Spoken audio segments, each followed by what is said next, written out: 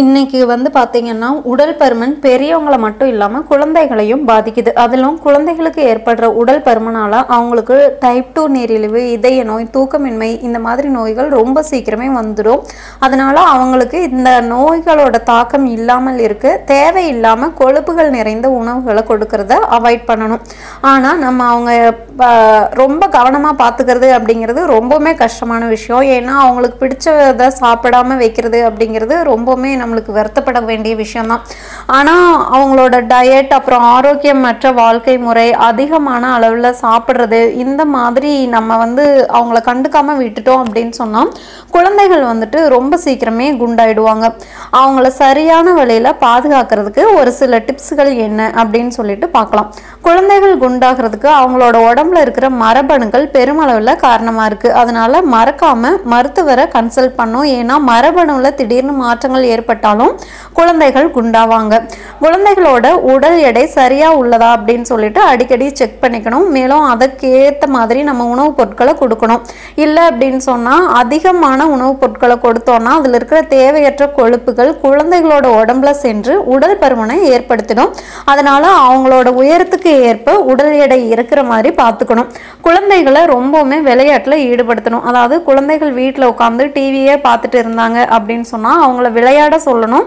இதனால குழந்தைகளோட இதயம் ஆரோக்கியமாக இருக்கும். அதிலும் ஓடுறது, நடக்கிறது, குதிக்கிறது, சைக்கிளிங், நீச்சல் இந்த மாதிரி விளையாட்டுக்களை விளையாட வைக்கிறது ரொம்பவுமே நல்லது. பெண் குழந்தைகளாக இருந்தாங்க அப்படின்னு சொன்னால் கம்பல்சரி அவங்களுக்கு வந்து வாக்கிங் அப்படிங்கிறத சின்ன வயசுலேருந்தே கொஞ்சம் நெசசிட்டி பண்ணிடணும். இன்கேஸ் அவங்க இந்த மாதிரி வாக்கிங் போகிறது, விளையாடுறதுல இன்ட்ரெஸ்ட் காட்டாமல் இருந்தாங்க அப்படின்னு சொன்னால் அவங்களுக்கு யோகா, பரதநாட்டியம் அந்த மாதிரி இதுலையாவது நம்ம வந்து கான்சென்ட்ரேட் பண்ண வைக்கலாம். அட்லீஸ்ட் அந்த விஷயங்களெல்லாம் செய்யும் போதாவது அவங்களுக்கு வந்துட்டு அந்த உடம்பு ஃபேட் வந்துட்டு ரொம்ப குண்டாகாமல் இருப்பாங்க. குழந்தைகளுக்கு அதிகமான அளவில் ஃபாஸ்ட் ஃபுட் உணவுகளை கொடுக்கக்கூடாது. அதாவது இந்த ஃப்ரெஞ்ச் ஃப்ரைஸ், சிப்ஸு, அப்புறம் ஃப்ரைடு சிக்கன், மில்க் ஷேக் இந்த மாதிரி பொருட்களை.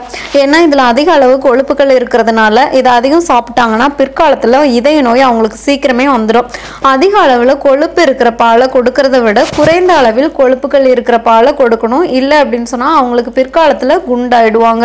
பால் பொருட்களை கொடுக்கும்போது கூட கலோரிகள் அப்புறம் கொழுப்புகள் அதிகமுள்ள உணவுகள் கொடுக்கறத தவிர்க்கணும்.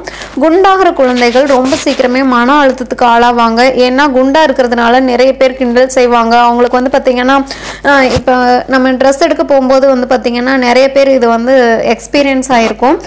இப்போ பாப்பாவோ தம்பியோ ரொம்ப ஃபேட்டாக இருக்காங்க அப்படின்னு சொன்னால் நம்ம அவங்க வெயிட்டுக்கு ஏற்ற ட்ரெஸ் எடுத்தோம் அப்படின்னு சொன்னால் ஹைட் வந்து ரொம்ப ஜாஸ்தியாக இருக்கும். ஹைட்டுக்கு ஏற்ற ட்ரெஸ்ஸுன்னு பார்க்கும்போது பார்த்திங்கன்னா அவங்களுக்கு அந்த உடம்போட ஃபிட்னஸ் வந்து கரெக்டாக இருக்காது. அதுக்கு வேண்டியே நம்ம வந்து என்ன பண்ணுவோம்னா ஒரு கடைக்கு 2 கடை அந்த மாதிரியெல்லாம் போவோம். ஸோ இதெல்லாம் வந்து பார்த்திங்கன்னா நம்ம ப்ராக்டிக்கலாக நம்ம எல்லாத்துக்குமே ஏற்படுற ஒரு நடைமுறையாக இருக்கிற ப்ராப்ளம்ஸ்.